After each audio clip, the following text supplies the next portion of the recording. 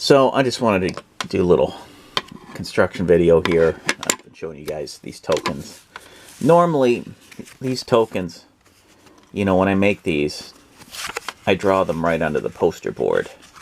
But in this case, I didn't. I either forgot to or just decided to do it this way. So I have to glue these onto the poster board as opposed to just, you know, coloring them on the poster board. And yeah, so I'm trying to remember how these, yeah, that's probably it right there, or no. So I kind of forgot, you know, which ones, how I cut this.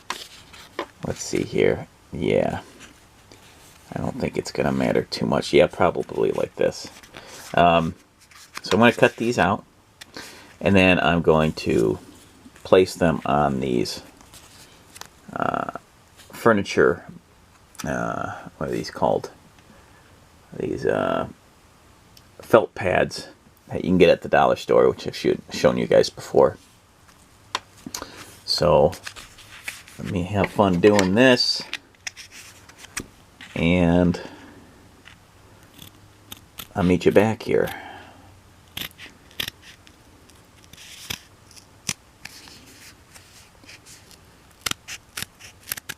Very zen.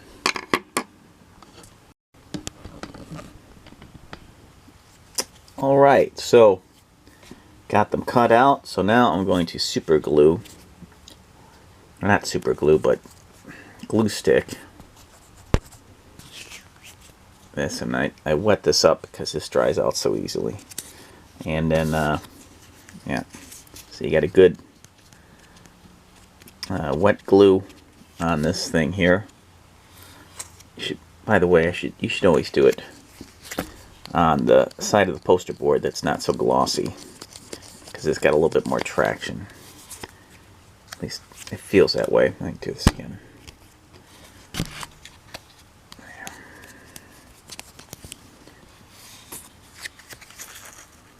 So do that and then press onto it.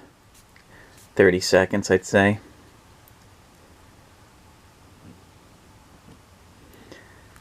You want it to stick onto that real good, because these still can come off and peel off from time to time. They're not like super glue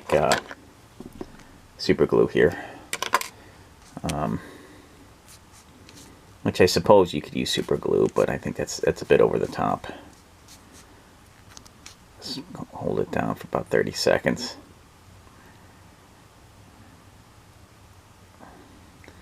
And then get your felt pad out.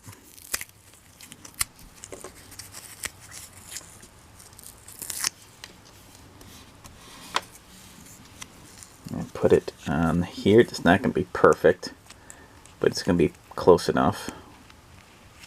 And do the same thing. Hold it. Once you get it centered, hold it for about 30 seconds.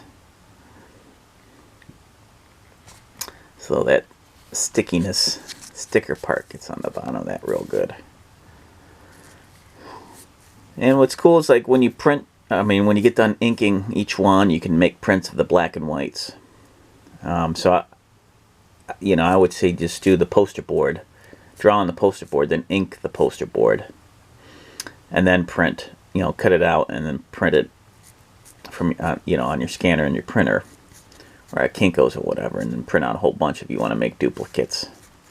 Whole Kobold army, or Femur army, or Chaos Warrior army. This is like a Witch King kind of thing, like a Wraith version of the Chaos Warrior. So I made the, that bulb design and the helmet glow match the eyes. And there we go. Got yourself a token that can substitute a figure. There you go. Works, slides really well. Stays on there pretty well. And there's still some white on the edges, so I'll trim that off. if I can. Just gotta be careful you don't trim off the black too much. I think some of this is the actual poster board underneath. There we go. So there you go. And I'll repeat that with these 3 tokens. And fun stuff. Very cheap. These are only $1, a whole bunch of them. Various sizes at the dollar store.